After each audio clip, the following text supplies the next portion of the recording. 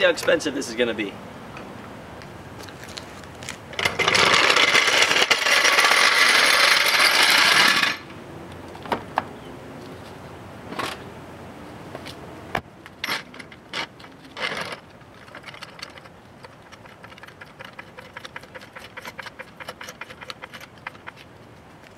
Alright, it's up on jack stands. Let's have a look at where that fill plug is. So first, how did I get it up on the jack stands? Well, I put my jack underneath the front A-arm mount, jacked it up, then put the jack stand on the jack stand pads so that they were supported in the right spots in the frame. Anywho, moving on. Hard to get a good angle on this, but I'll do my best. So right there, you can see the 4Matic fill plug, which seems to be covered from underneath by some sort of metal plate you can see there. So how are we going to get that off? Well, it appears to be held on by 3 10mm bolts. So let's pop those off. So we now got the cover off. Turns out they were 8mm bolts, not 10s. Let's see if we can get to this big ass fill plug here, and hopefully I got the right socket to fit it. So that little bugger turned out to be much harder to get out than it should have been, necessitating the use of impact tools, because it seems someone put it in with an impact tool. Why? Because they're idiots. Never ever use impact tools on freaking fill and drain plugs. Whoever did that should not be allowed to service cars, ever. Should be beaten with their tools. However, we managed to break her loose. So, let's now lose all of our tools up into the depths. Get some light on the situation maybe, if we can. Now, remember, what we do not want to see here is a whole bunch of fluid coming out.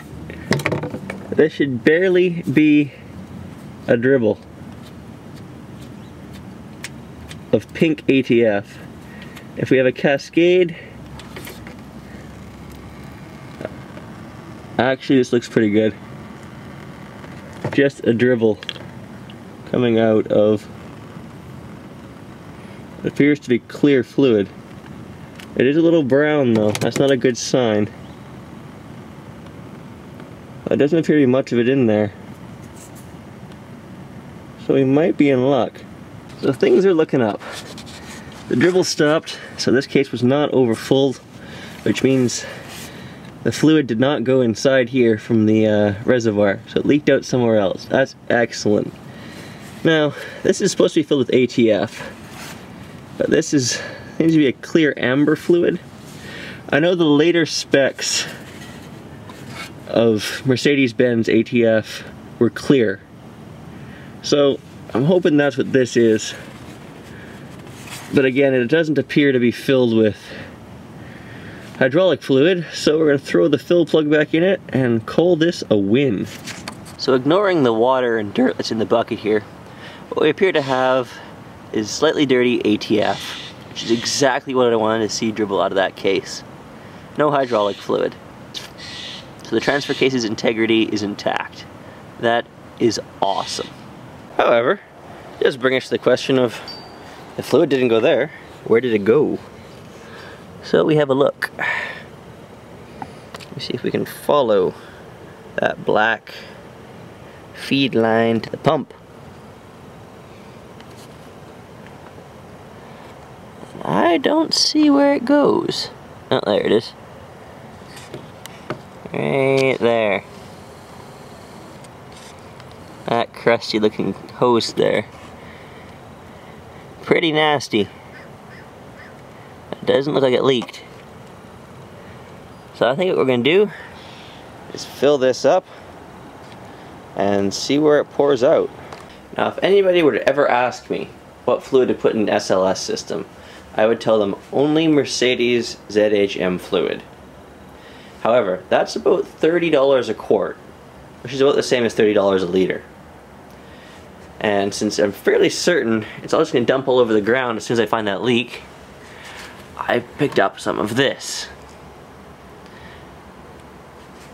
which is an equivalent to Aeroshell 41, which is what both of the Chilton and Haynes manual, as well as I believe what Mercedes used to specify as a replacement for the Febi fluid.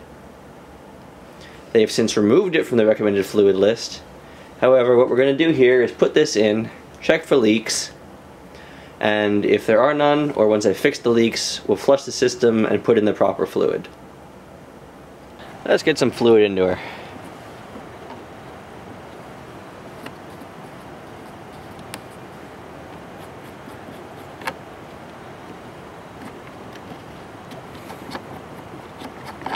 Not the most elegant of designs, I have to say.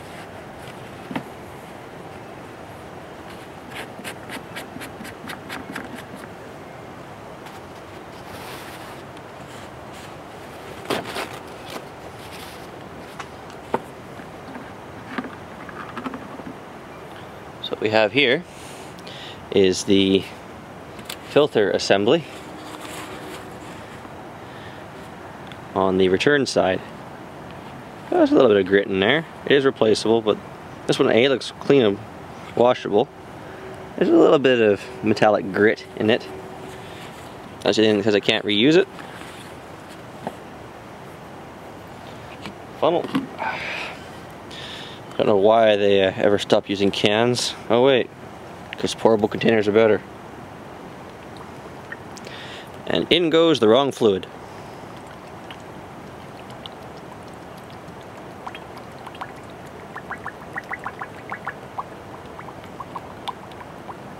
There are certain crowds online that would be crucifying me right now for this. But again, only going in there until I find the leak.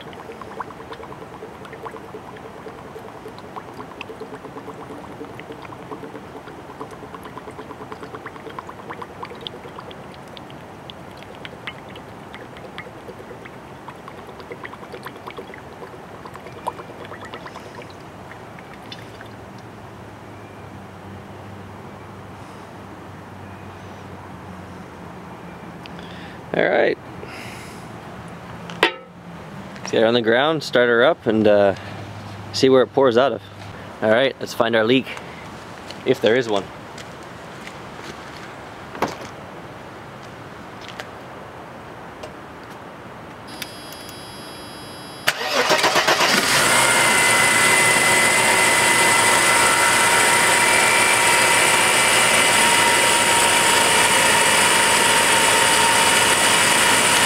So having now been once around the car, there's no big leaks.